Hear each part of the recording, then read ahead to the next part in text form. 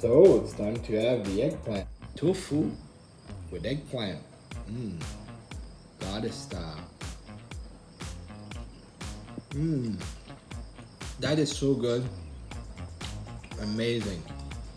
All the flavors come together in this. What a good use for an eggplant. So the texture on this is so perfect.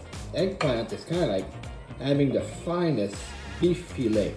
It's got the texture of meat, but it's so soft. And then with all of the seasoning on this, with the chilies and the right amount of everything else, whatever God has put in here, it is absolutely sublime. I would have this every day.